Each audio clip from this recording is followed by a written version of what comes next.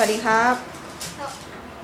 วัสดีค่ะชื่อน้องอะไรครับแพทริกค่ะวันนี้ต่อหุ่นอะไรครับมาช่วยกันทำงานยังไงครับหุ่นตัวนี้